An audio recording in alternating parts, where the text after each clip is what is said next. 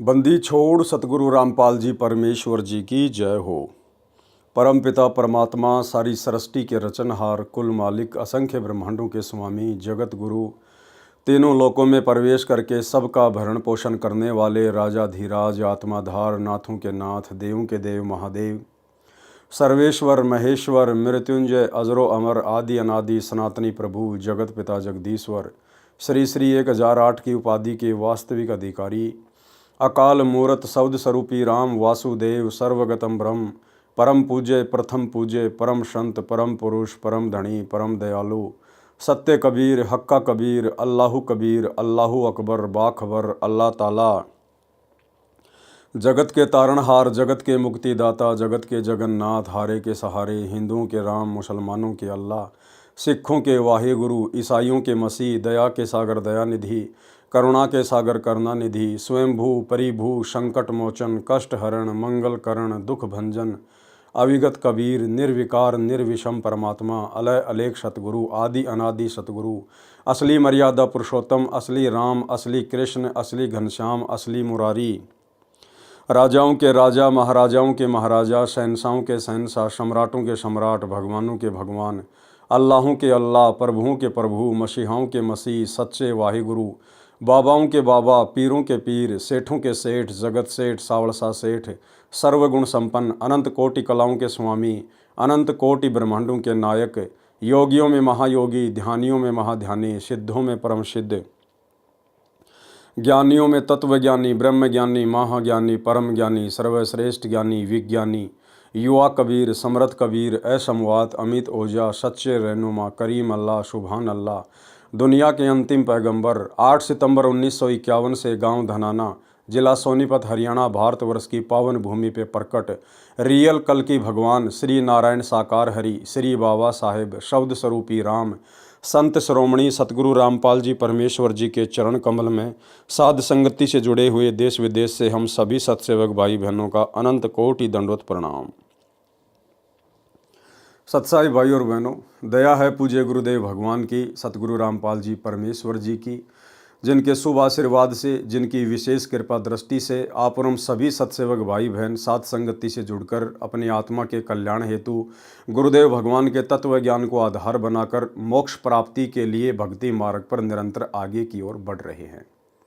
भाई और बहनों, कलयुग की बिचली पीढ़ी में साध संगति का प्राप्त होना एक बहुत ही खुश नसीब वाली बात है और ये परम सौभाग्य सतगुरुदेव भगवान की विशेष रजा और विशेष कृपा बिना संभव नहीं होता है, जो वर्तमान में 2024 तक आप और हम सभी सत्सेवक भाई बहनों के ऊपर गुरुदेव की कृपा बनी हुई है और हमने आजीवन मर्यादा में रहकर गुरु को इष्ट मानकर इस विशेष रजा को इसी प्रकार से बनाकर रखना है। तो भाई और बहनों, गुरुदेव भगवान के कर कमल से लिखित पवित्र पुस्तक मुक्ति बोध के ऊपर वीडियो बनाने की श्रृंखला जारी है। इसी श्रृंखला में आज हमारा ये 5वें नंबर का वीडियो है। आज के वीडियो में गुरुदेव भगवान ने सेव, सम्मन और नेकी की कथा को शामिल किया है।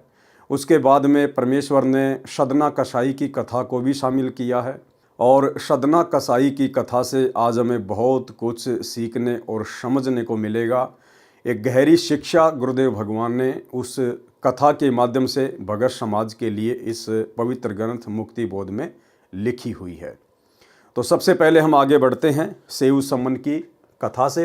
हालांकि सेव सम्मन की जो कथा है हम पहले भी कबीर सागर के सरलार्थ में 2 बार पढ़ चुके हैं और इसके अलावा पूज्य गुरुदेव जी के सत्संगों में भी हम सैकड़ों बार इन कथाओं को सुन चुके हैं। लेकिन भाई और बहनों, अब वर्तमान में जब हम इन कथाओं को पढ़ेंगे तो इनमें कुछ विशेष बातें लिखी हैं, जो विशेष बातें केवल गुरुदेव भगवान की रजा से वर्तमान में इस 2 कोड़ी के तुच्छ दास पवन दास के ऊपर ही रजा हुई है कि परमेश्वर इन कथाओं के माध्यम से वर्तमान में भगत समाज तक जो संदेशा पहुंचाना चाहते हैं, जो बातें परमात्मा भगत समाज के दिलो दिमाग में बैठाना चाहते हैं भक्ति मार्ग पर दृढ़ता के लिए, उन बातों की जानकारी के लिए परमेश्वर ने दास को निमित्त बनाया, खड़ा किया और जो गूढ़ रहस्य इन कथाओं में छुपे हुए हैं वर्तमान में केवल इस पवन दास को ही गुरुदेव भगवान की विशेष रजा से समझ में आ सकते हैं, क्योंकि ये दया गुरुदेव ने केवल मुझ दास पर ही बख्शी हुई है और दास के माध्यम से फिर आप सभी आत्माओं तक ये संदेश पहुँचेंगे। तो पवित्र ग्रंथ मुक्तिबोध पेज नंबर 36, सेऊ सम्मन की कथा। एक समय साहिब कबीर अपने भगत सम्मन के यहाँ अचानक दो सेवकों कमाल व शेख फरीद के साथ पहुंच गए। अब परमात्मा ने इन दोनों भक्तों को साथ में क्यों लिया? क्यों गुरुदेव भगवान को सेऊ सम्मन के घर पर जाने की आवश्यकता पड़ी? क्योंकि परमात्मा 650 साल पहले इन दोनों भक्तों को एक मैसेज देना चाहते थे, एक शिक्षा देना चाहते थे। क्योंकि कमाल के मन में ये अभिमान उत्पन्न हो गया था कि मेरे से बढ़कर सेवा कबीर साहिब की संगत में ना कोई कर रहा है, ना कोई कर सकता है। और गुरुदेव ने बताया कि अभिमान का और भगवान का तो खड़ा एक्सीडेंट है। अभिमान तो परमात्मा को लेस मात्र भी पसंद नहीं है। तो परमेश्वर ने कमाल के अभिमान को तोड़ने का प्रयास करना था। हालांकि उसका अभिमान नहीं टूटा, वो अलग बात है। उसको पश्चाताप जरूर हुआ, वो सोचने पर विवश अवश्य हुआ, लेकिन उसका अभिमान जड़ से समाप्त नहीं हुआ, क्योंकि वो काल का भेजा हुआ प्राणी था। दूसरा शेख फरीद को भी अपने पहले वाले गुरु की रिद्धि सिद्धि के ऊपर बहुत ज़्यादा विश्वास था कि मेरे गुरु से बढ़कर कोई सिद्धि युक्त नहीं है, क्योंकि शेख फरीद की फूटी हुई आंख को उसने स्वस्थ कर दिया था। इसलिए परमात्मा उन दोनों के अभिमान को तोड़ना चाहते थे। उन दोनों के अंदर काल प्रेरणा से जो गलतफहमी पैदा हो रखी थी, परमात्मा उसको दूर हटाना चाहते थे। और वर्तमान में हम कलयुग की पिछली पीढ़ी वालों के लिए भी परमात्मा ने एक संदेश देना था कि भाई भक्ति मार्ग पर आप कभी भी ऐसी गलती मत कर देना, कभी भी ऐसी सोच अपने गुरुदेव के प्रति मन में मत रखना जिस प्रकार की गलती और सोच कमाल और शेख फरीद ने रखी थी। एक समय साहिब कबीर अपने भगत सम्मन के यहाँ अचानक दो सेवकों कमाल व शेख फरीद के साथ पहुंच गए। सम्मन के घर कुल 3 प्राणी थे। सम्मन की पत्नी नेकी और सम्मन का पुत्र सेऊ, जिसको शिव भी कहते थे। भगत सम्मन इतना गरीब था कि कई बार अन्न भी घर पर नहीं होता था, सारा परिवार भूखा सो जाता था।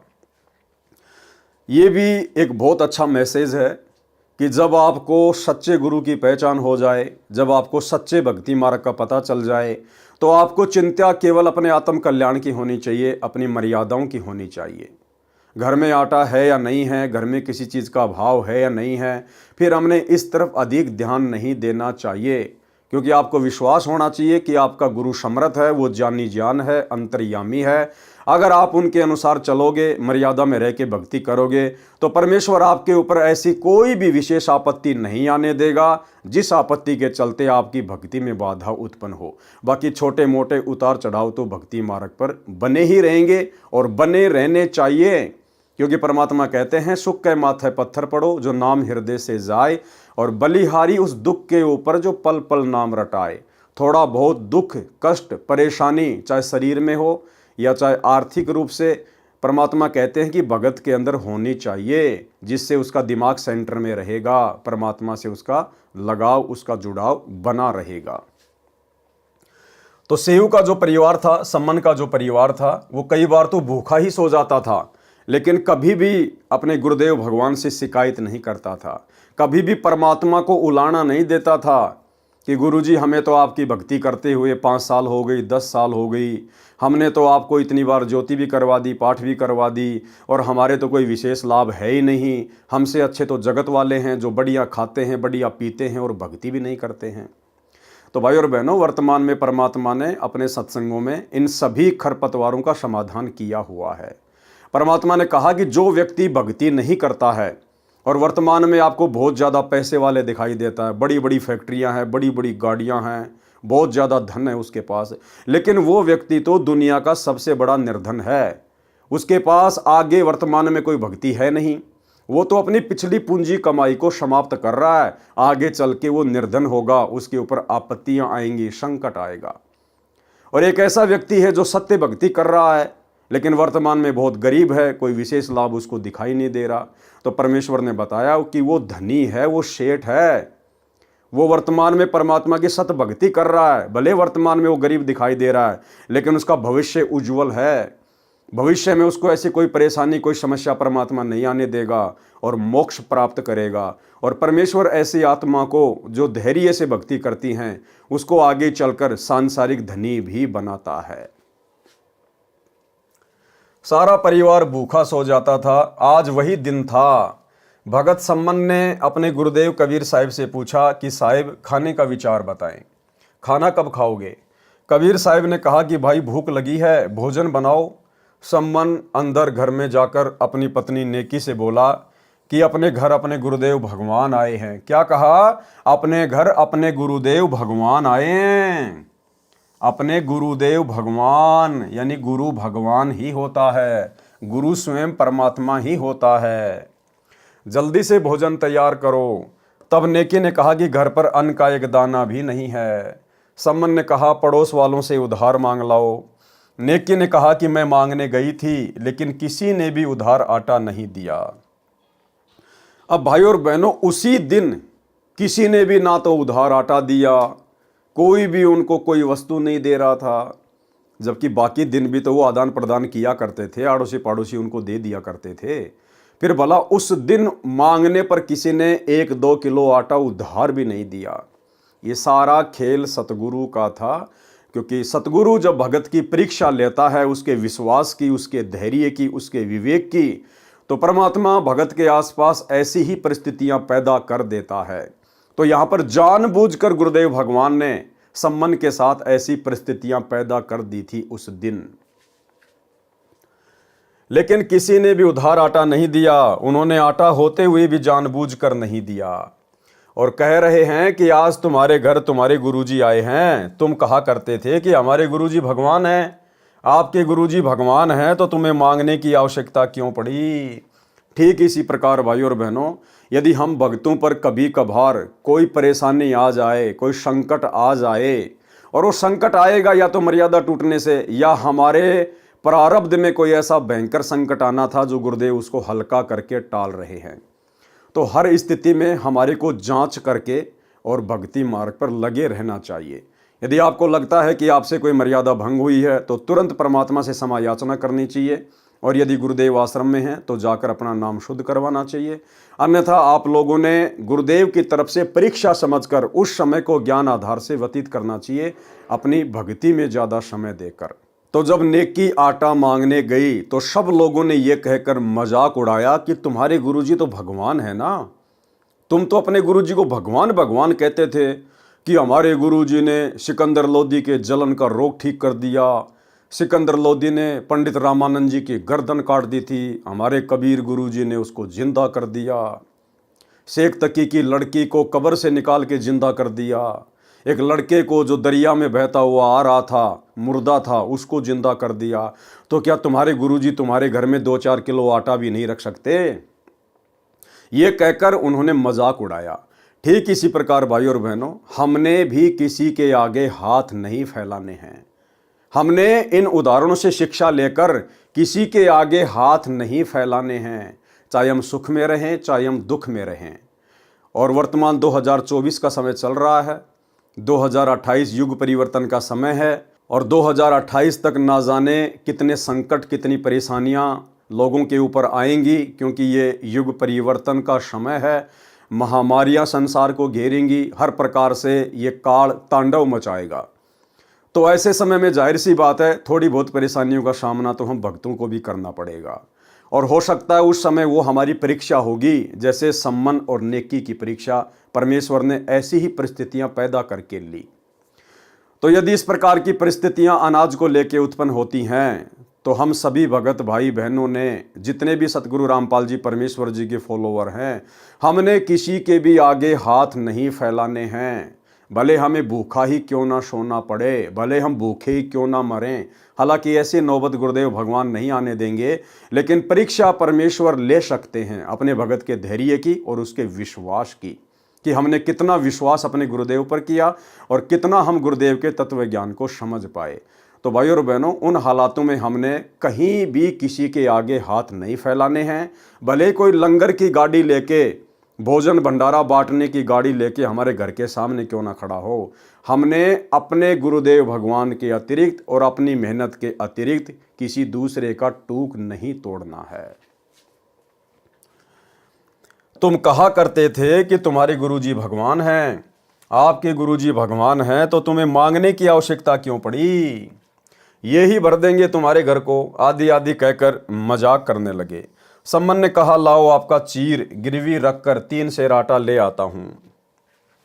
नेकी ने कहा कि यह चीर फटा हुआ है, इसे कोई गिरवी नहीं रखता।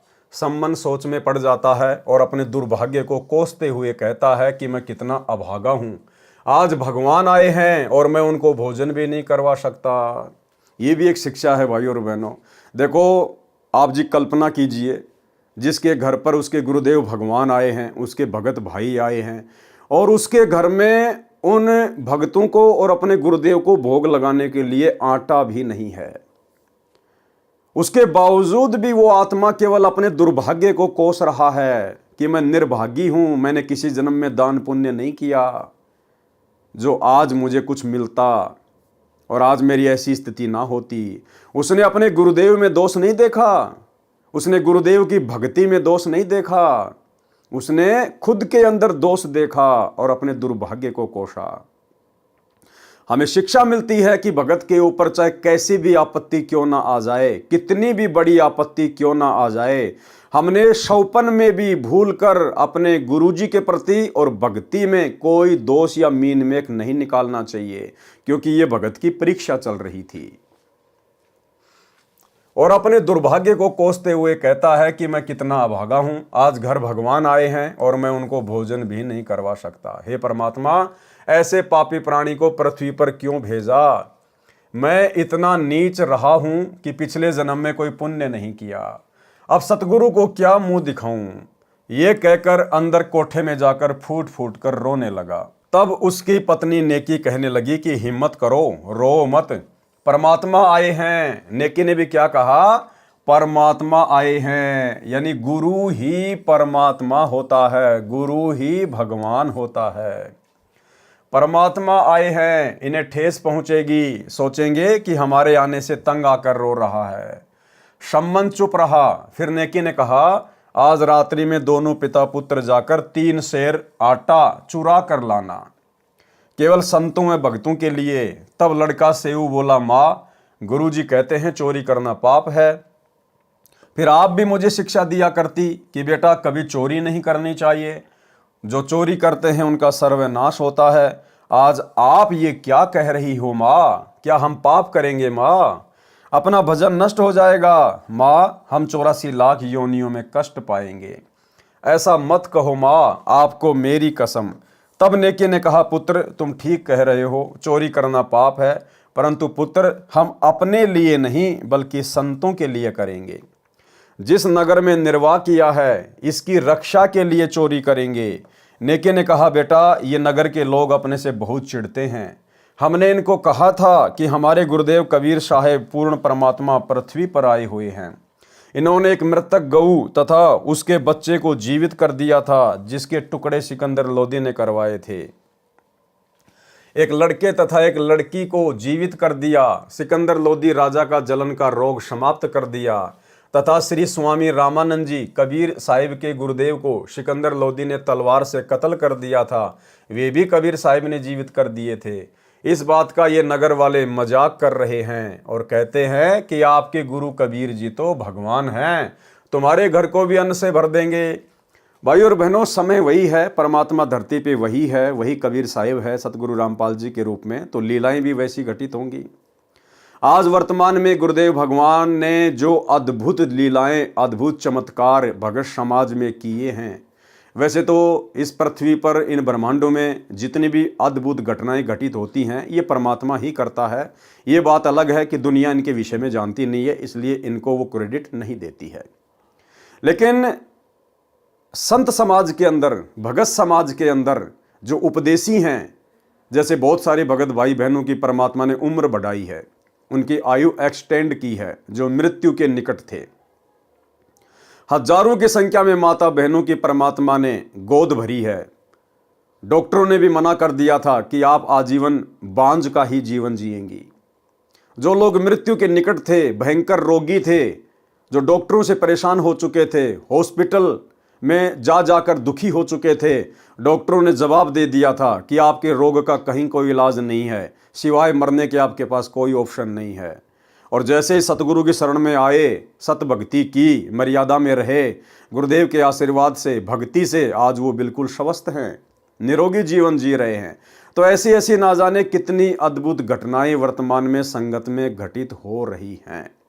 और जब हम भाई बहन इन सभी घटनाओं का जिक्र करते हैं अपने रिश्तेदारों के सामने या अन्य अपने जगत वाले भाई बहनों के सामने, तो वो लोग हो सकता है हमारे मुंह पर कुछ ना कहें, लेकिन पीछे से वो लोग मजाक उड़ाते हैं कि ये अच्छा बावड़ा आदमी कहाँ बाबा के चक्कर में फंस गया, कह रहा डॉक्टरों ने ठीक नहीं किया और बाबा ने जाते ही ठीक कर दिया, बिना ऑपरेशन के बिना दवाई के।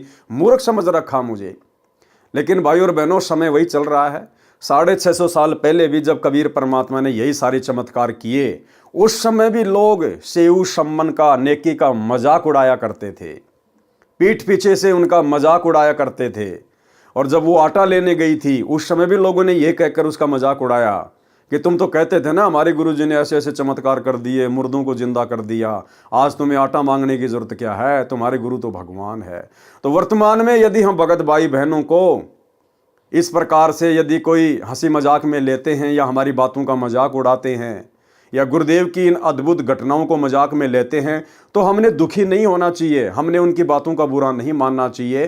क्योंकि जब तक जीव को परमेश्वर की पहचान नहीं होती है, जब तक जीव को समर्थ की समर्थता का आभास नहीं होता है, तब तक वो इसी प्रकार से बातों को हल्के में लेता है। तो हमने इस प्रकार से किसी भी प्रकार की बातों से दुखी नहीं होना चाहिए। तुम्हारे घर को भी अन्न से भर देंगे, फिर क्यों आटे के लिए घर घर डोलती फिरती हो? बेटा, ये नादान प्राणी हैं। यदि आज साहिब कबीर इस नगरी का अन्न खाए बिना चले गए, तो काल भगवान भी इतना नाराज हो जाएगा कि कहीं इस नगरी को समाप्त ना कर दे। हे पुत्र, इस अनर्थ को बचाने के लिए अन्न की चोरी करनी है। हम नहीं खाएंगे, केवल अपने सतगुरु तथा आए भक्तों को प्रसाद बनाकर खिलाएंगे। ये कहकर नेकी की आंखों में आंसू आ गए और कहा, पुत्र नाटियो मत, यानी मना मत करना, अर्थात मना नहीं करना। तब अपनी माँ की आंखों के आंसू पोंछता हुआ लड़का सेऊ कहने लगा, माँ रो मत, आपका पुत्र आपके आदेश का पालन करेगा। माँ, आप तो बहुत अच्छी होने। अर्धरात्रि के समय दोनों पिता सम्मन और पुत्र सेऊ चोरी करने के लिए चल दिए। एक सेठ की दुकान की दीवार में छिद्र किया। सम्मन ने कहा कि पुत्र, मैं अंदर जाता हूँ, यदि कोई व्यक्ति आए तो धीरे से कह देना, मैं आपको आटा पकड़ा दूंगा और लेकर भाग जाना। तब सेऊ ने कहा, नहीं पिताजी, मैं अंदर जाऊंगा, यदि मैं पकड़ा भी गया तो बच्चा समझकर माफ कर दिया जाऊंगा। अब सेऊ के अंदर इस प्रकार की प्रेरणा कौन कर रहा था? पिता से पहले अंदर जाने की सेऊ के अंदर प्रेरणा कौन कर रहा था? स्वयं कबीर परमात्मा, सतगुरु रामपाल जी भगवान। क्योंकि परमेश्वर ने उस लीला को जन्म देना था। सम्मन ने कहा, पुत्र, यदि आपको पकड़कर मार दिया तो मैं और तेरी माँ कैसे जीवित रहेंगे? सेऊ प्रार्थना करता हुआ छिद्र द्वार से अंदर दुकान में प्रवेश कर गया। तब सम्मन ने कहा, पुत्र, केवल 3 सेर आटा लाना, अधिक नहीं। लड़का सेऊ लगभग 3 सेर आटा अपनी फटी पुरानी चद्दर में बांधकर चलने लगा तो अंधेरे में तराजू के पलड़े पर पैर रखा गया। जोरदार आवाज हुई, जिससे दुकानदार जाग गया और सेऊ को चोर चोर करके पकड़ लिया और रस्से से बांध दिया। इससे पहले सेऊ ने वह चद्दर में बंधा हुआ आटा उस छिद्र से बाहर फेंक दिया और कहा, पिताजी, मुझे सेठ ने पकड़ लिया है, आप आटा ले जाओ और सतगुरु व भक्तों को भोजन करवाना, मेरी चिंता मत करना। आटा लेकर सम्मन घर पर आ गया तो सेऊ को न पाकर नेकी ने पूछा, लड़का कहाँ है? सम्मन ने कहा, उसे सेठ जी ने पकड़ लिया, खंभ से बांध दिया। तब नेकी ने कहा कि आप वापस जाओ और लड़के सेऊ का सिर काट लाओ। अब भाई और बहनों, भला सीधे सीधे ये बात कौन माँ कह देगी कि आप जाओ और लड़के का सिर काट के ले आओ? और भी बहुत सारे तरीके थे कि चलो जी, मैं भी चलती हूँ आपके साथ में, हम दोनों चलकर सेठ जी के पैर पकड़ लेंगे, गिड़गिड़ाएंगे कि सेठ जी देखो, हमने पहले ज़िंदगी में कभी चोरी नहीं की, लेकिन आज हमारे घर में आटा नहीं था और हमने तो हमारे गुरुजी के लिए चोरी किया है, हमने अपने लिए नहीं किया। सेठ जी, हम आपका ये डबल आटा दे देंगे। लेकिन कुछ नहीं, सीधा क्या कहा नेकी ने कि जाओ और लड़के की गर्दन काट के ले आओ। विचार करो भगत भाई बहनों, भला एक माँ इस प्रकार से सीधी सीधी बात कैसे बोल सकती है? तो यहाँ पर सारा का सारा खेल सतगुरुदेव भगवान का चल रहा था। परमात्मा ने जब किसी भी अद्भुत लीला को, घटना को जन्म देना होता है तो परमात्मा जीव की बुद्धि ऑफ कर देता है, खड़ा जीव दिखाई देता है, लेकिन उस समय सारा रोल परमेश्वर के हाथ में होता है। तो नेकी ने सतगुरु की प्रेरणा से कहा कि आप जाओ और लड़के का सिर काट के ले आओ। तब नेकी ने कहा कि आप वापस जाओ और लड़के सेऊ का सिर काट लाओ, क्योंकि लड़के को पहचान कर अपने घर लाएंगे। फिर सतगुरु को देखकर नगर वाले कहेंगे कि ये है जो चोरी करवाते हैं। हो सकता है सतगुरुदेव को परेशान करें, हम पापी प्राणी अपने दाता को भोजन के स्थान पर कैद ना करवा दें।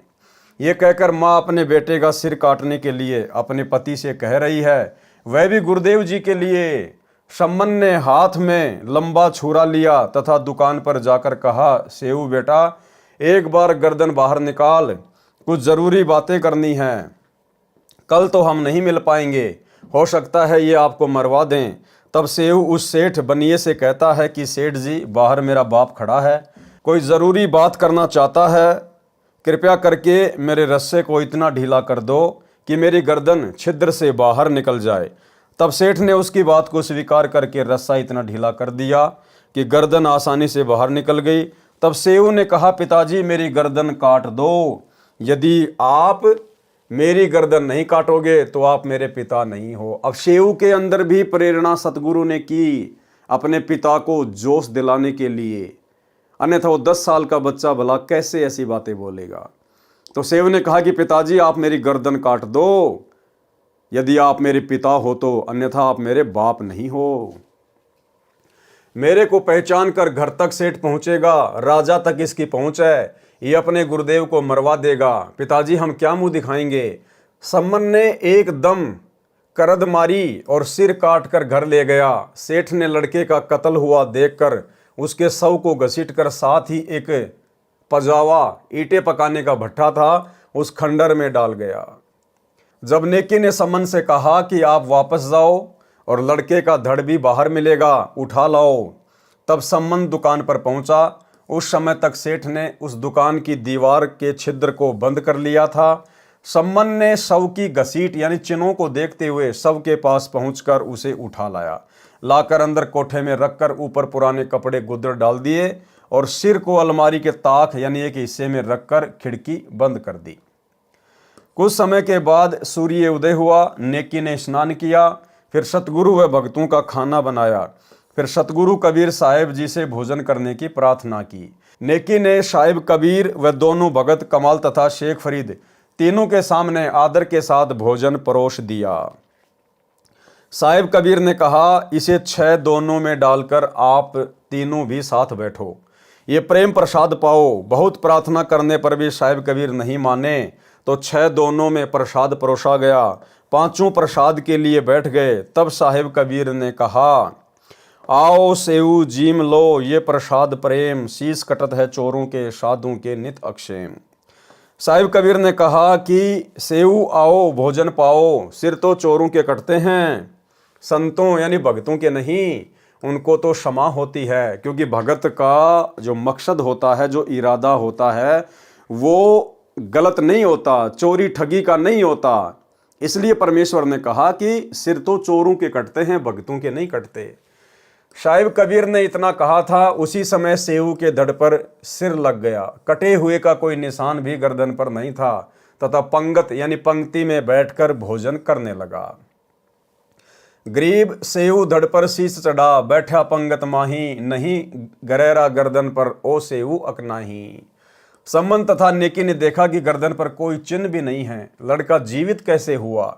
शंका हुई कि ये कहीं वही सेऊ है या कोई और। अंदर जाकर देखा तो वहां शव तथा शीश नहीं था, केवल खून के छींटे लगे थे, जो इस पापी मन के संशय को समाप्त करने के लिए प्रमाण बकाया था। ऐसी ऐसी बहुत लीलाएं साहिब कबीर अग्नि ने की हैं, जिनसे ये स्वसिद्ध है कि ये ही पूर्ण परमात्मा है।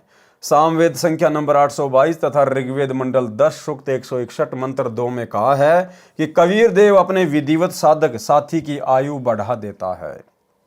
वाणी नंबर 31 से 37 जो पृष्ठ 47 पर लिखी है, में कहा है कि इन महापुरुषों तथा देवताओं की जो महिमा आप सुनते हैं, इन्होंने भी भक्ति की थी, उसी कारण उनकी प्रसिद्धि संसार में हुई है।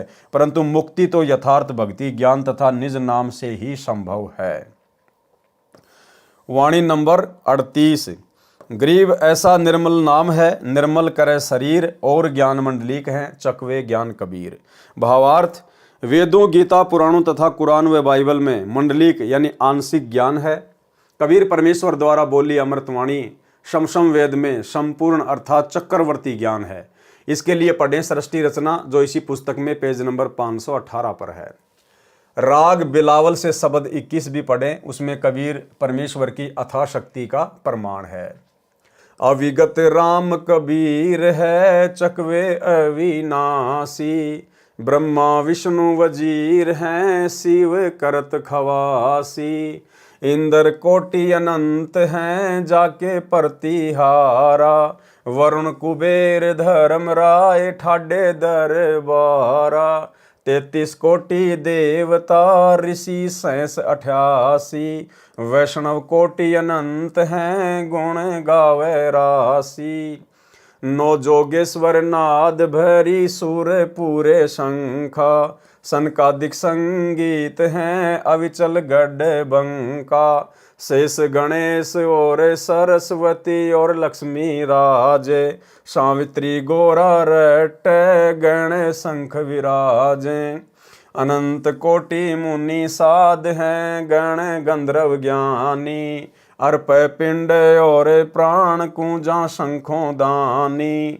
सावंत सूर अनंत हैं कुछ गिनती नाही, जति सती और शीलवंत लीला गुण गाही, चंद्र सूर बिनती करे तारा गण गाड़े, 5 तत्व हाजिर खड़े हुक्मी दर ठाड़े, तीर्थ कोटि अनंत हैं और नदी विहंगा, 18 भार तो कुरट जल पवन तरंगा, अष्टकुली पर्वत रट धर अंबर ध्याना, मैताब अग्नि तो कूं जप साहिब रहमाना, अरस कुरस पर सेज है तन तबक तिराजी, एक पलक में करत है सो राज बिराजी, अलख बिनानी कबीर को रंग खूब चवाया, एक पानी की बूंद से संसार बनाया, अनंत कोटि ब्रह्मंड हैं कछुआर न पारा, 184 खान का तू सिरजनहारा, सूक्ष्म रूप स्वरूप है वो है रंग बिनानी, गरीबदास के मुकुट में हाजिर परवानी। यानी सतलोक में कबीर परमेश्वर की कितनी महिमा है, कितनी उनकी समर्थता है, इन सारी बातों का इन वाणियों में जिक्र किया गया है। वाणी नंबर 39। गरीब राम नाम सदने पिया बकरे के उपदेश, अजामेल से उदरे भक्ति बंदगी पेश।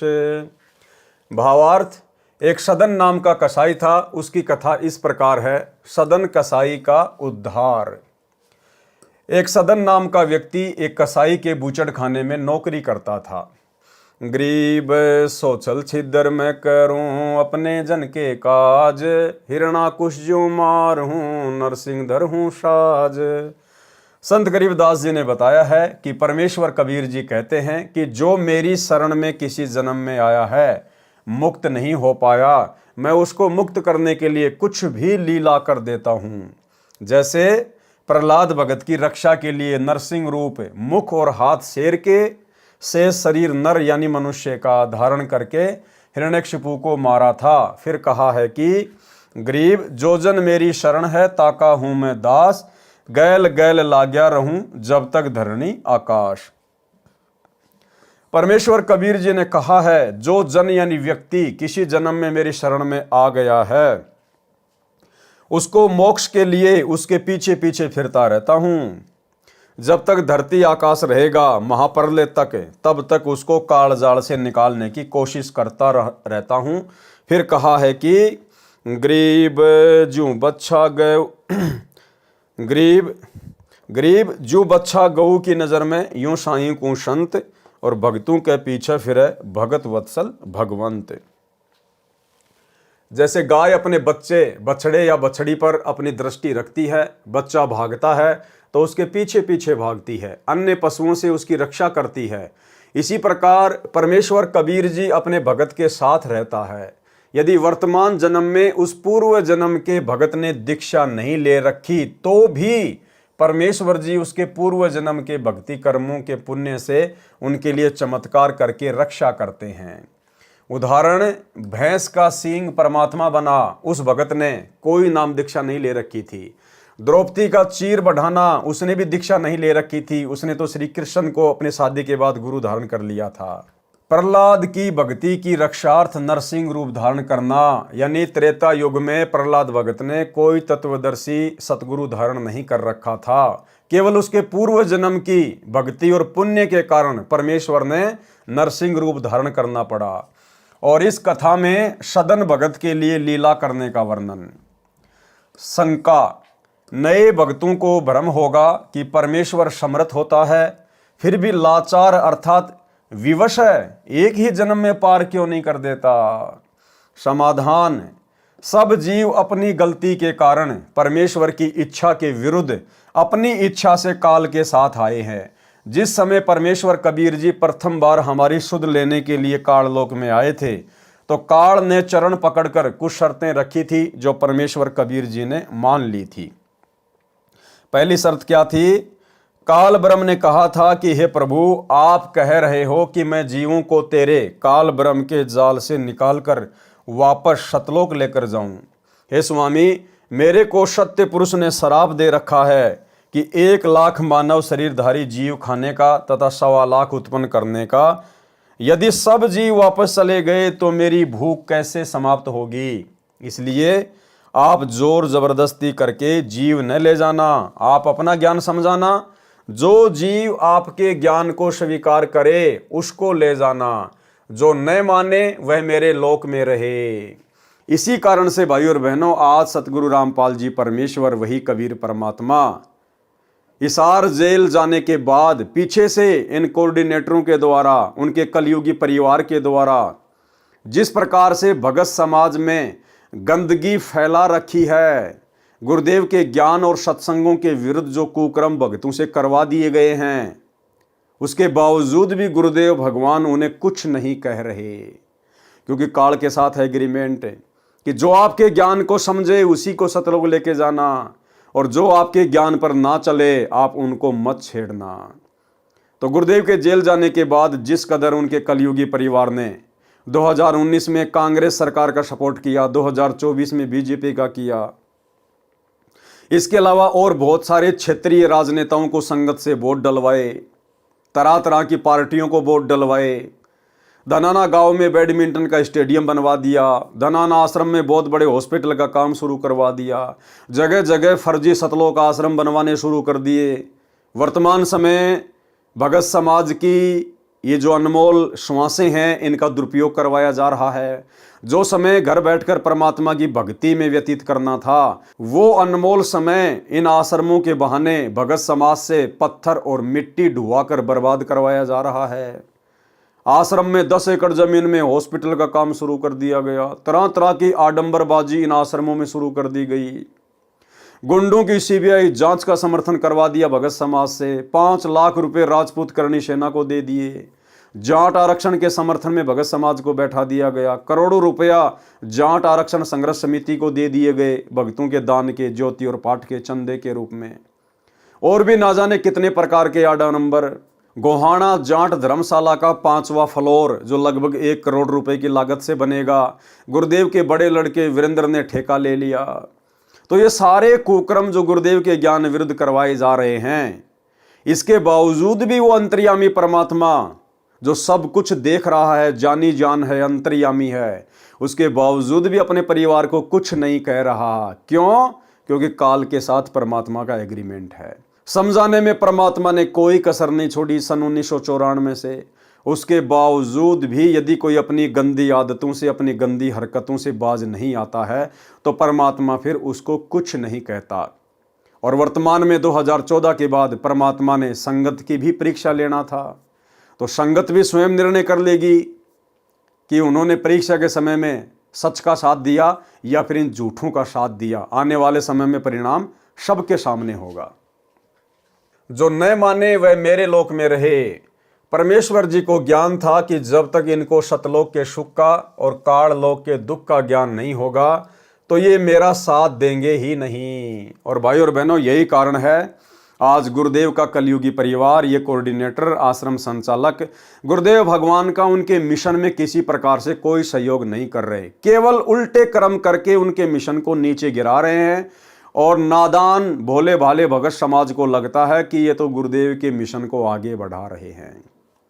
तो क्या कहा परमात्मा ने कि जब तक इनको काललोक के दुखों का ज्ञान नहीं होगा और सतलोक के सुखों का ज्ञान नहीं होगा तब तक ये मेरा साथ दे ही नहीं सकते।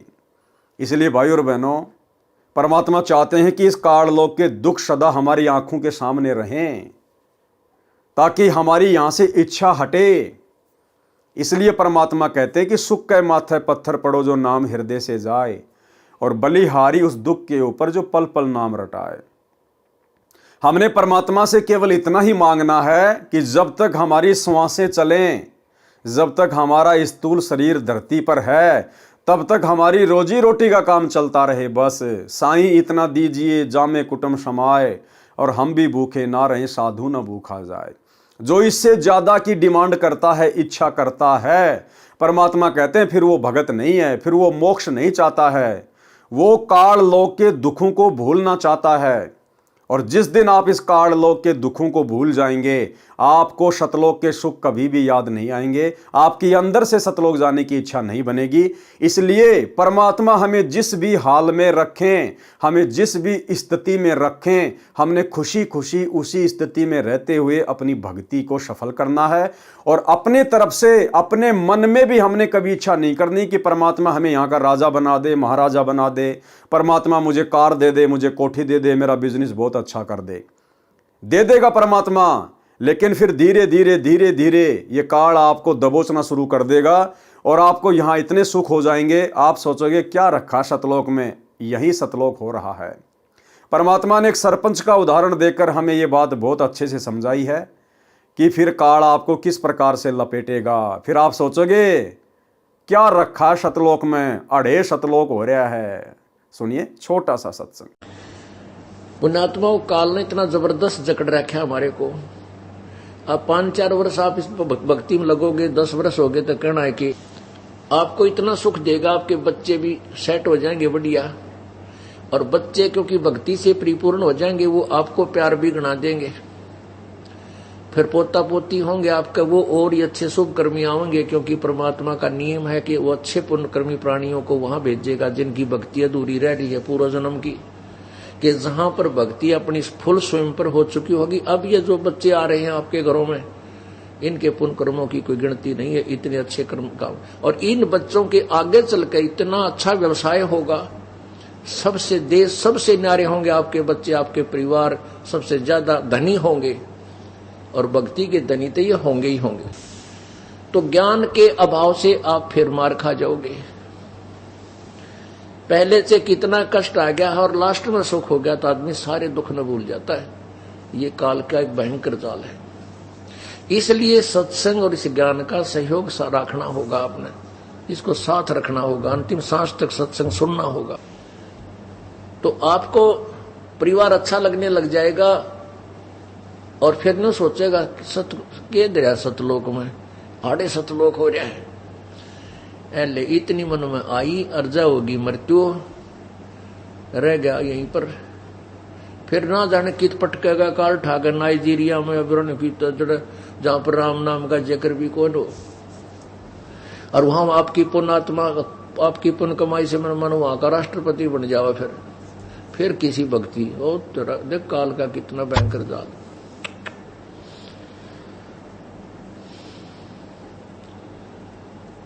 पुण्यात्माओं, परमात्मा कहते हैं इंद्र दा राज कागदा बेष्टा ना भोगा इंद्राणी नु। जिसको परमात्मा की सतलोक जाने की जो चाह, उसके सुख से परिचित हो गया, तो वो कहते हैं इंद्र स्वर्ग का राज भी काग के बीट के तुल्य है हमारे लिए, हमने नहीं चाहिए आग लगे इस राज को।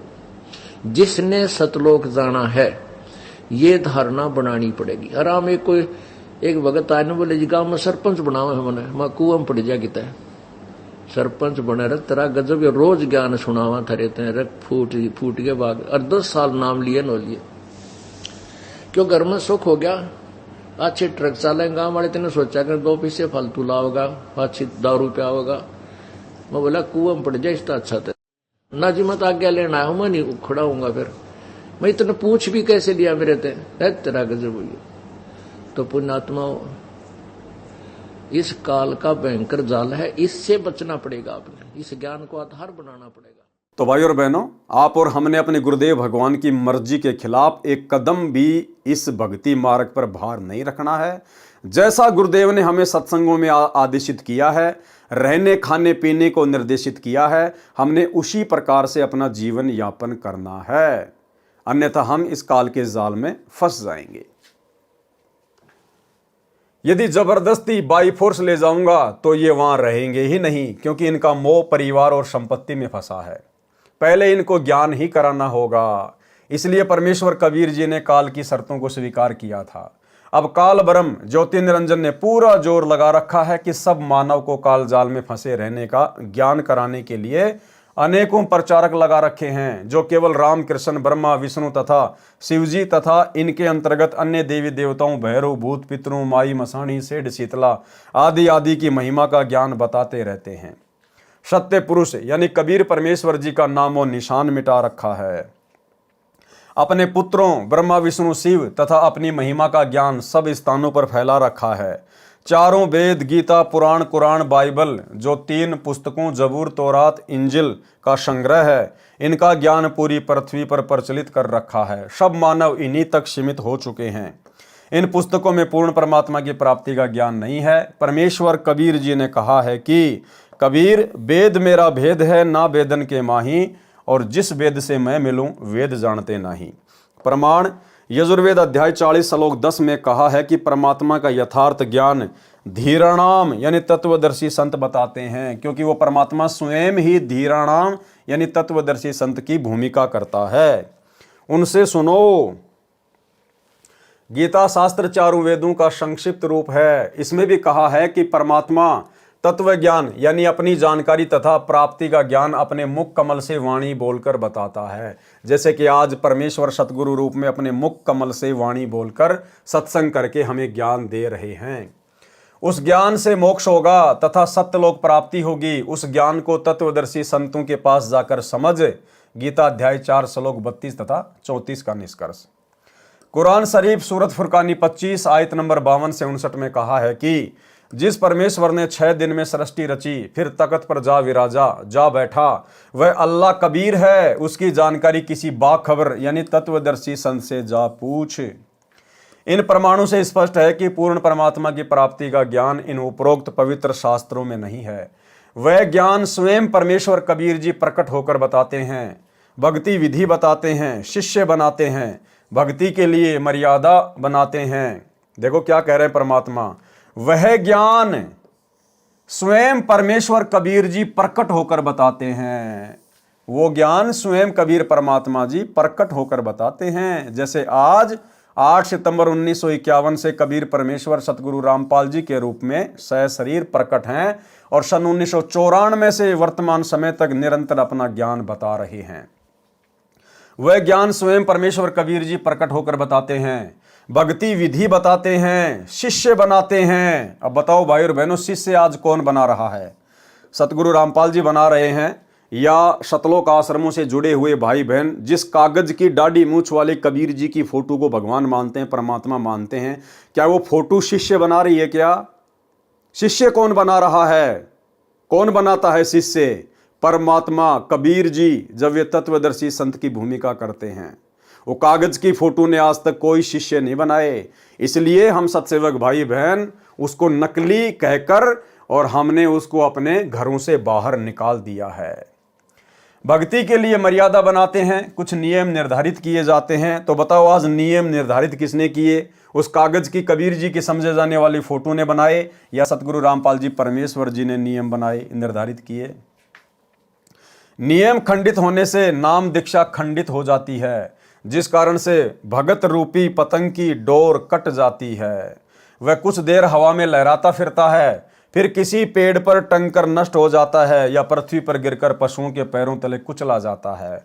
और यही हालत भाई और बहनों आज सतलोक आश्रमों से जुड़े हुए तमाम 90% भगत भाई बहनों की है। वर्तमान में थोड़ी बहुत इनकी जो भक्ति चल रही है, इनके जो पिछले जो पुण्य हैं, या वर्तमान में ये लोग जो भी दान धर्म करते हैं, ज्योति पाठ करवाते हैं, उसके कारण परमेश्वर ने इनकी बैटरी को चार्ज किया हुआ है। अन्यथा मर्यादा तो गुरुदेव के काल प्रेरित परिवार ने सबकी चूर चूर करवा रखी है। इसी प्रकार काल सर्वप्रथम कबीर जी के भगत का नाम खंडित करवाता है, जिस कारण से उस साधक का संपर्क यानी कनेक्शन परमात्मा से कट जाता है। जैसे बिजली का कनेक्शन कट जाने के पश्चात सब लाभ बंद हो जाते हैं, न पंखा चलता है, न बल्ब, न ट्यूब जगती है, सब मशीनें बंद हो जाती हैं। परमात्मा से कनेक्शन कटने का आभास देर से होता है। क्या कह रहे हैं गुरुदेव? परमात्मा से कनेक्शन कटने का आभास देर से होता है। इसी प्रकार इन आश्रमों से जुड़े हुए भाई बहनों की 2014 बरवाला कांड के बाद से जो मर्यादा टूटी हुई हैं, इनका जो कनेक्शन है अपने गुरुदेव भगवान से, अपने परमेश्वर से कटा हुआ है, लेकिन अभी इनको विशेष आभास नहीं हो रहा, क्योंकि अभी इनके पुण्य चल रहे हैं। बिजली से कनेक्शन कटने का आभास शीघ्र हो जाता है, उसी प्रकार नाम खंडित भगत को परमात्मा से लगातार मिल रहा लाभ रुक जाता है, परंतु कुछ समय मर्यादा में रहकर किए मंत्र जाप तथा यज्ञ हवन धर्म का लाभ संग्रह हो जाता है। जब तक वह पूर्व का भक्ति धन पुण्य संग्रह किया हुआ समाप्त नहीं होता, तब तक ऐसा लगता है कि सब ठीक है, परंतु वह जमा धन समाप्त होने के पश्चात सब ओर से कठिनाइयां संकट घेर लेती हैं। तब ज्ञान होता है भगत को चाहिए कि वह नाम शुद्ध कराए। जैसे वर्तमान में इन्वर्टर को बिजली से चार्जर द्वारा चार्ज किया जाता है, इन्वर्टर की बैटरी चार्ज हो जाती है। यदि चार्जर को हटा दिया जाए या अन्य किसी कारण से चार्जर का संपर्क बिजली से कट जाए तो बैटरी चार्ज होना बंद हो जाती है, परंतु पहले जितनी चार्ज हो चुकी है उसके कारण पंखे भी चल रहे होते हैं, बल्ब ट्यूब भी जल रही होती हैं, सब ठीक ठाक लगता है, परंतु चार्जर के काम न करने के कारण अचानक सर्व ट्यूब पंखे बंद हो जाते हैं। और यही बनेगी भाई और बहनों आने वाले समय में सतगुरु रामपाल जी परमेश्वर जी के बेटा बेटी भाई बंधु रिश्तेदारों के साथ, इन कोऑर्डिनेटरों के साथ, और ये लाखों की संगत जो इन सतलोक आश्रमों में अंधी होकर उन काल प्रेरित लोगों के पीछे चल रही है। अंधेरा, गर्मी आदि सब प्रकार की परेशानी खड़ी हो जाती हैं। इसी प्रकार किसी मानव जन्म में नाम दीक्षा लेकर भक्ति करने वाले भगत का नाम खंडित हो तो उसको कुछ दिन सब लाभ मिलता है, परंतु वे काल के जाल में फंस चुके होते हैं। उनको कई जन्म लगातार मानव के भी मिल जाते हैं। उन मानव स्त्री पुरुष के जन्मों में फिर से चार्जर नहीं लगा, यानी फिर से सच्चे संत से दीक्षा नहीं मिली, तो सब मानव जन्म नष्ट होकर 84 लाख योनियों में जन्म मरण वाले चक्कर में गिरकर बर्बाद हो जाता है। इसलिए परमेश्वर स्वयं ऐसे पूर्व जन्म वाले भक्तों को मिलकर उनको फिर से जागृत करके सत्य साधना पर लगाते हैं। परमेश्वर स्वयं मिलकर मिलेंगे कैसे? सतगुरु रूप में, तत्वदर्शी संत के रूप में। पाप वाले कर्म छुड़वाते हैं, उस मार्ग से भटके प्राणी को फिर से भक्ति करने की प्रेरणा करते हैं। जैसे सम्मन सेऊ नेकी वाली सत्य कथा में आपने पढ़ा, सम्मन वाले आत्मा नौशेर खां बना, फिर वही आत्मा बलक बुखारे का राजा अब्राहिम अदम सुल्तान बना। प्रत्येक जन्म में परमेश्वर मिले, भक्ति की प्रेरणा की, परंतु फिर भी काल जाल में रहे। अब्राहिम सुल्तान वाले जन्म में जाकर सम्मन वाला जीव मुक्त हुआ। केवल भाई और बहनों काल से मुक्त हुआ, काल की बंद से मुक्त हुआ। काल के किस ब्रह्मांड से अब्राहिम सुल्तान अभी तक मुक्त नहीं हुआ है। अब्राहिम सुल्तान के विषय में गुरुदेव ने स्पष्ट कर दिया। एक छोटा सा ऑडियो आपको सुना देता हूं जो कि हिसार जेल से आया है। उसमें गुरुदेव ने स्पष्ट कर दिया है कि वो अब्राहिम सुल्तान अब आ रहे हैं, यानी उनको अब मनुष्य जन्म मिलेगा। धीरे धीरे परमात्मा उन सभी आत्माओं को निकाल कर लेकर आ रहे हैं। सुनिए। गिरि परमेश्वर आदि कबीरे है, 14 भवन विशाल, हीरे मोती बहुत हैं, कबीर लाल सिर लाल। गिरिप सुरती नृत्य से आ गई, मन बुद्धि से ती दूरी, ओ हम सो हम मद है, रहा सकल घट पूरी। गिरिब लल्लो पत्तों की भक्ति है, 3 लोक जगमाही, तन मन धन अर्पण करें, सो बिरले कई ठाही। तो बच्चों, परमात्मा की असीम कृपा है आपके ऊपर। जैसे अब्राहिम सुल्तानर को निकाल के ला रहे हैं ना, जैसे अब्राहिम सुल्तानर को निकाल के ला रहे हैं ना, जैसे अब्राहिम सुल्तानर को निकाल के ला रहे हैं ना, जैसे अब्राहिम सुल्तानर को निकाल के ला रहे हैं ना। बच्चों, आप उस परिस्थिति से ऊपर उठ चुके हो, इसलिए आपको जन्म इस पीक टाइम में, प्राइम टाइम में, इस भक्ति युग में मिला है। मालिक की इस रजा की अनदेखी ना करो, इसकी कदर करो, अपना पीछा छुटाओ। आपने ऐसी कुर्बानियां, लख पर सूरा जूद ही लख पर सावन दे, लख वरती जहान में तो सतगुरु समझा। तो बच्चों, आप ऐसी पुण्यात्मा हो, अब्राहिम सुल्तान जैसी आत्मा रही हो आप कभी, तब आज दाता की शरण मिली है। अब्राहिम सुल्तान वाले जन्म में जाकर शमन वाला जीव मुक्त हुआ। परमात्मा कबीर जी ने कहा है, जो संत गरीबदास जी ने बताया है, अनंत कोटि बाजी जहां रचे सकल ब्रह्मांड, गरीबदास में क्या करूं यो काल करे जीव खंड। भावार्थ, परमेश्वर कबीर जी ने कहा है कि हे गरीबदास, मैं इतना समर्थ हूं, मैंने अनंत करोड़ ब्रह्मांडों की रचना की, उनका संचालन कर रहा हूं, परंतु मैं क्या करूं, काल ब्रह्म मेरे भगत को मेरे से खंड यानी भिन्न कर देता है, उसका नाम खंडित करवा देता है, जिस कारण से वह प्राणी फिर से काल के जाल में रह जाता है। मैं उसको फिर किसी मानव जन्म में किसी संत भगत के रूप में मिलता हूँ, उसकी भक्ति की गाड़ी फिर से पटरी पर लाता हूँ। जो भगत विश्वास के साथ मर्यादा में रहकर आजीवन भक्ति करते रहते हैं, वे काल के सिर पर पैर रखकर भक्ति की शक्ति से सतलोक चले जाते हैं। वे परम पद प्राप्त करते हैं तथा वह शाश्वत स्थान सनातन परम धाम प्राप्त करते हैं, जिसका वर्णन गीता अध्याय 15 श्लोक 4 तथा अध्याय 18 श्लोक 62 में है। उसी विधान अनुसार परमेश्वर कबीर जी ने नरक इकट्ठा कर रहे पूर्व जन्म के सदना कसाई को पुनः शरण में लिया। अब सदना कसाई की उद्धार की कथा सुनाता हूं। सदना एक कसाई का नौकर था। प्रतिदिन 2 से 10 तक बकरे बकरी गाय भैंसे काटता था, उसी से निर्वाह चल रहा था। अब देखो भाइयों और बहनों, परमात्मा ने सदन कसाई को पहले किसी जन्म में अपनी शरण में लिया था, यही नाम यही ज्ञान दिया था, कुछ दिन भक्ति की, लेकिन बाद में डगमग हो गया। देखो फिर से काल ने उसको कैसे भयंकर कुक्रम पर लगा दिया, कसाई बना दिया उसको कसाई। रोजाना बकरे काटता, भैंसे काटता, गाय काटता। इसी प्रकार भाइयों और बहनों, आप और हम भी ना जाने कितने जन्मों में इसी प्रकार काल के हत्थे चढ़े। कभी सतगुरु के हाथ लगे, फिर डगमग हो गए, मर्यादा तोड़ दी, लोगों के कहने से भक्ति छोड़ दी, फिर काल के हत्थे चढ़ गए, और इसी प्रकार से काल हमारा हिंडोला बनाता हुआ आ रहा है। एक दिन परमेश्वर एक मुसलमान फकीर जिंदा बाबा के रूप में सदन कसाई को मिले।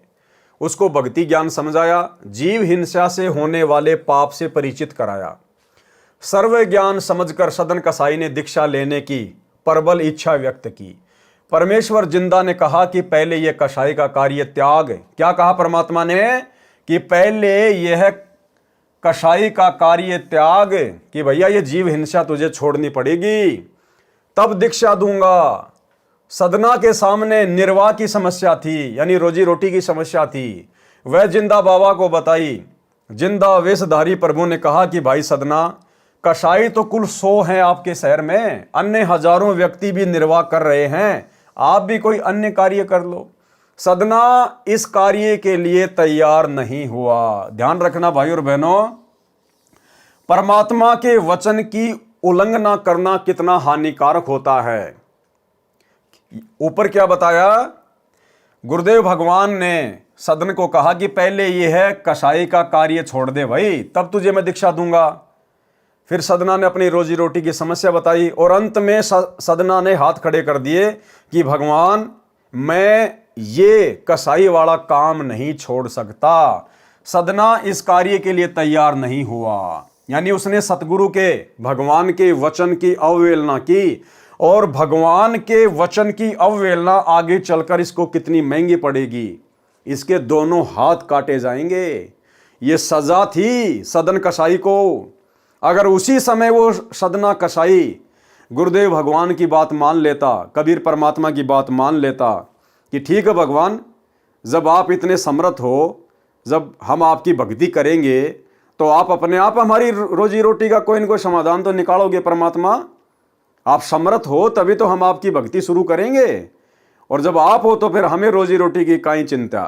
क्या पूरा शहर क्या ये बकरे काट काट के थोड़े अपने बच्चों का पेट भर रहा है? बाकी लोग भी तो दुनिया भर के काम कर रहे हैं, हम भी कोई छोटा मोटा काम कर लेंगे। हे परमात्मा, उस कार्य के अंदर वो बरकत तो आपने देनी है।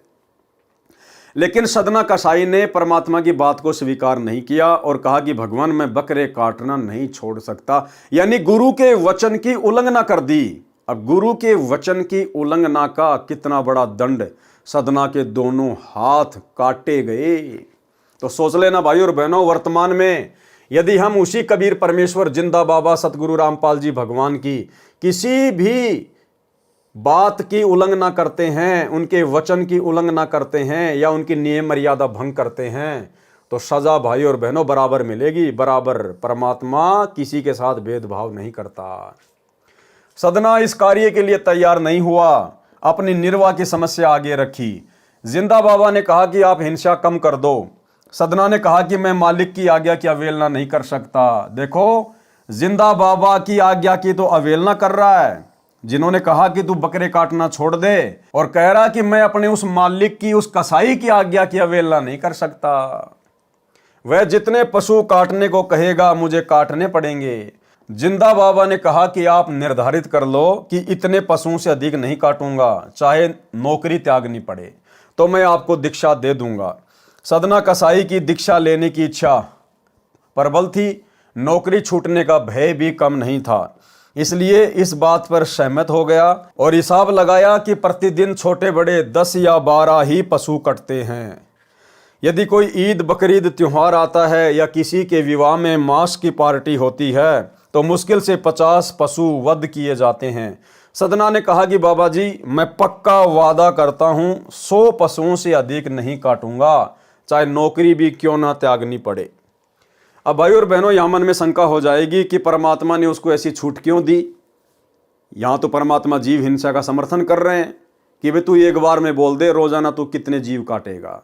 भाई और बहनों, दास ने आपको पहले बताया, जब ये परमात्मा किसी अद्भुत घटना को जन्म देता है तो उस समय सारा रोल अपने हाथ में ले लेता है, जीव केवल खड़ा हुआ दिखाई देता है।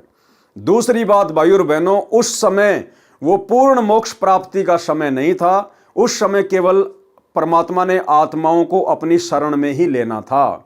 अपनी शरण में लेकर ये बीच बीच के 5 मंत्र देकर देवी देवताओं के वर्तमान पिछली पीढ़ी तक उनकी बैटरी चार्ज करके उनको मनुष्य जन्म देने थे।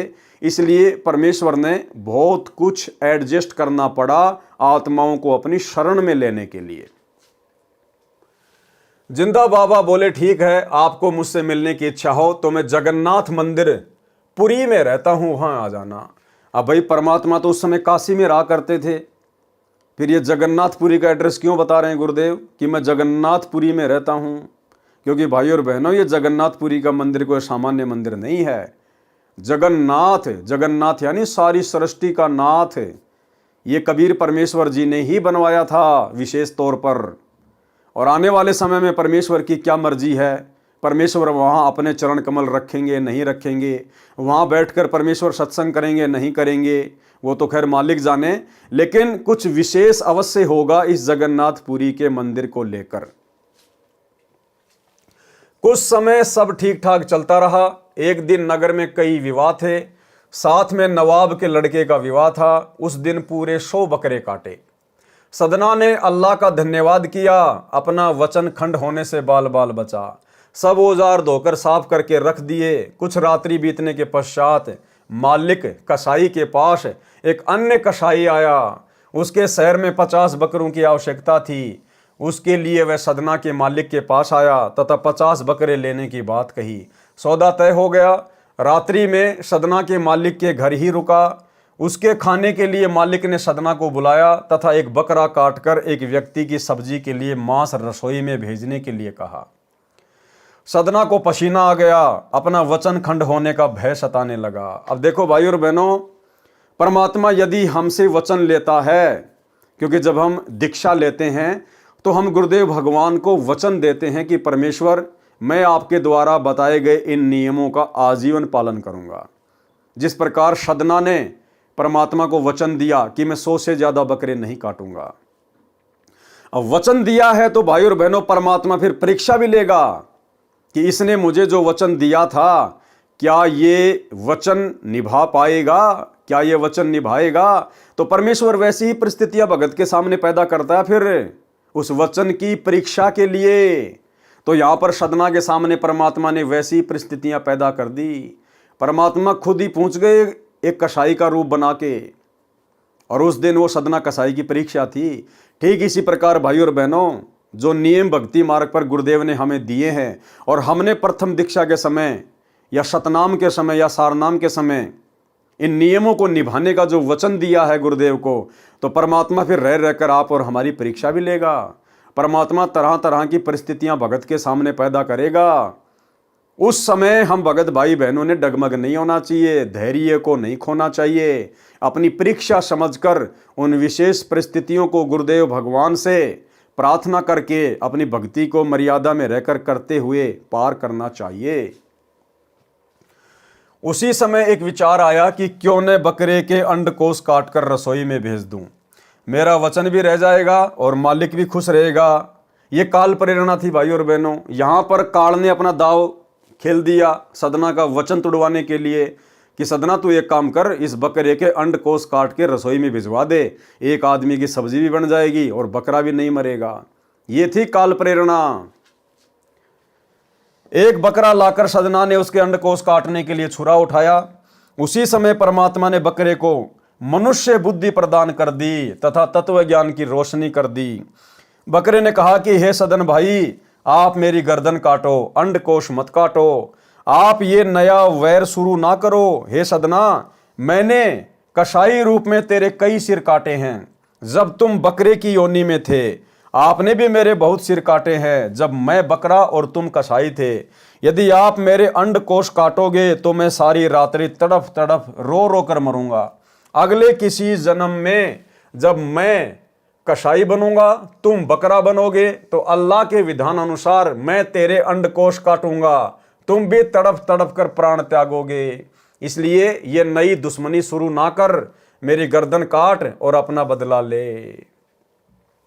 उसी समय सदने के हाथ से लंबा चाकू वो करद छूट गया, कांपने लगा, अचेत होकर गिर गया। मालिक ने रसोइयों को आवाज लगाई कि खाना लाओ। रसोइये ने बताया कि सदना ने मांस नहीं पहुंचाया, तो मालिक कुछ नौकरों के साथ आया। सदना जमीन पर बैठा था, वह सचेत हो चुका था। बकरा खड़ा था, वहीं पर चाकू पड़ा था। मालिक ने कहा, नमक हराम, इतनी देर कर दी मांस भेजने में, जल्दी कर। सदना ने हाथ जोड़कर कहा, मालिक बहुत बकरे काट दिए हैं, 100 बकरे काटे हैं, अब और नहीं कटते, मैं और नहीं काटूंगा, कल काट दूंगा। मालिक जो कसाई ठहरा, क्रोध में भरकर साथ में आए नौकरों से कहा कि इसी छुरे से इसके दोनों हाथ काट दो, इसी छुरे से इसके दोनों हाथ काट दो। क्यों? क्योंकि सदना ने परमात्मा के वचन की अवहेलना की थी। जब उसको मिले थे परमात्मा जिंदा बाबा रूप में और कहा था कि बेटा तू ये कसाई का काम छोड़ दे, कोई और रोजी रोटी देख ले, तो सदना ने कहा कि भगवान मैं ये नहीं छोड़ सकता। गुरु के आदेश की अवहेलना की थी, जिसका नतीजा क्या निकला? नौकरों के द्वारा उस कसाई ने सदना के दोनों हाथ कटवा दिए। अगर उस समय वो गुरु के वचन पे चलता, विश्वास करता, तो ये नौबत ही उसके सामने नहीं आती। क्रोध में भरकर साथ में आए नौकरों से कहा कि इसी छुरे से इसके दोनों हाथ काट दो। चाहे सदना हाथ जोड़े, गिड़गिड़ाता रहे, ये नमक हराम मेरे लाभ में खुश नहीं है। इस सौदागर ने दुगने मूल्य में बकरों का सौदा किया है, भोजन देरी के कारण नाराज होकर चला गया तो मेरी कितनी हानि हो जाएगी। ये आज आज्ञा का पालन नहीं कर रहा है, पक्का हरामखोर है। इतना सुनकर नौकरों ने सदना के दोनों हाथ काट दिए, नौकरी से निकाल दिया, वैद्य के पास जाकर इलाज कराया। जख्म भरने के पश्चात सदना भगत जगन्नाथपुरी की ओर चल पड़ा, क्योंकि परमात्मा ने कहा था कि अगर मेरे से मिलना हो तो मैं जगन्नाथ मंदिर रहता हूँ उड़ीसा में, पुरी में। चलते चलते रात्रि में एक गांव में एक नंबरदार के घर रुका। नंबरदारनी ने सदना को अपने हाथों से भोजन कराया। सदना ने उस देवी की भूरी भूरी प्रशंसा की। नंबरदारनी की चाल चलन चरित्र अच्छा नहीं था। वह सदना के यौवन पर दृष्टि लगाए हुए थी। सदना सुंदर जवान था, आयु 30 वर्ष के आसपास थी। रात्रि में नंबरदारनी सदना के बिस्तर पर आ गई और अपने साथ संभोग करने को कहा। अब देखना भाई और बहनों, ये सदना की दूसरी ओर थी एक परीक्षा। ये सदना की दूसरी परीक्षा थी। परमात्मा फिर जब भगत गुरु की आज्ञा में नहीं चलता है, गुरु की बात नहीं मानता है, तो फिर उसके सामने परिस्थितियां वैसी ही पैदा होती चली जाएंगी, ब्रेकर पे ब्रेकर, परेशानियों पे परेशानी। तो ये सदना की फिर दूसरी परीक्षा, ये दूसरी परीक्षा सदना की। रात्रि में नंबरदारनी सदना के बिस्तर पर आ गई और अपने साथ संभोग करने को कहा। सदना बिस्तर छोड़कर खड़ा हो गया और कहा, बहन, आप नंबरदार की इज्जत हो, आप उसकी धरोहर हो। मैं पहले ही दुखी हूं, आप मुझे क्षमा करो।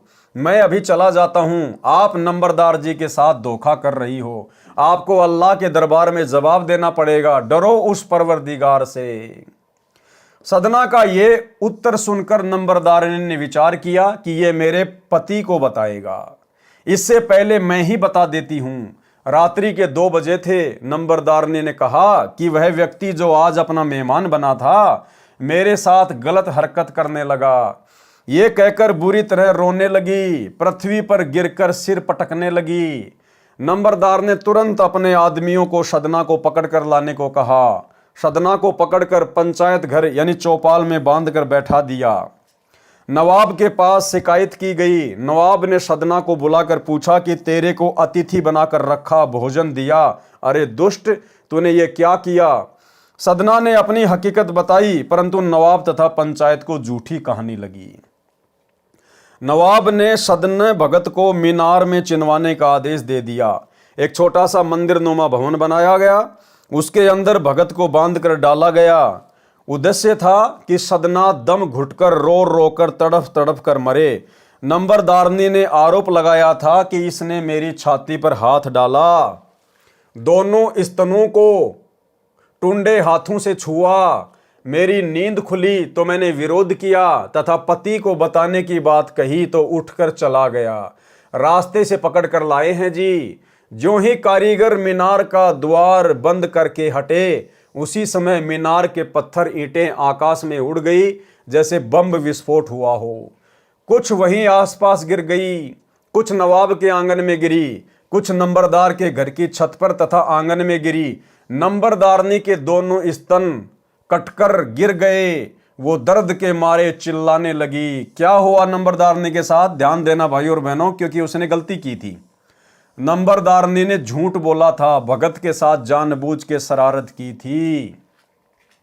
नंबरदारनी के दोनों स्तन कटकर गिर गए। वो दर्द के मारे चिल्लाने लगी, अपनी गलती को बताने लगी। पूरे शहर के व्यक्ति, नवाब तथा उसका परिवार मीनार के पास आया।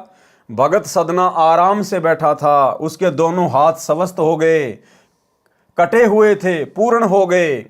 सब नगर निवासियों ने तथा नंबरदारनी ने अपनी अपनी गलती की क्षमा याचना की। भगत सदना वहां से चलकर जगन्नाथपुरी में पहुंचा। वहां वही सतगुरु मिले। उनको सदना ने बकरे से प्राप्त उपदेश बताया, दीक्षा ली और कल्याण कराया। अब देखना भाई और बहनों, आगे जो शिक्षा है इसमें वो क्या है।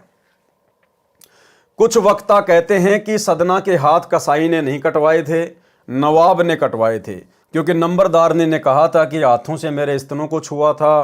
परंतु विचार करें तो ऐसे निष्कर्ष निकलता है, मुसलमान राजा या नवाब हाथ काटने की सजा चोरी करने वाले को देते थे। ये चोरी का मामला नहीं था। दूसरा विचार ये आता है कि यदि नंबरदारनी के स्तन हाथों से छूने के कारण हाथ नवाब ने कटवाए थे तो मौत की सजा नहीं सुनाई जाती, हाथ कटवा देना पर्याप्त दंड था। फिर भी हमने कथा के सारांश को समझना है। अब आगे देखना भाई और बहनों, आगे देखना जो हमारे मतलब की बात है। सदना भगत से क्षमा याचना तथा अपनी गलती सार्वजनिक करने से नंबरदारनी के दोनों स्तनों के जख्म ठीक हो गए, दर्द भी बंद हो गया, परंतु कटे निशान आजीवन बने रहे।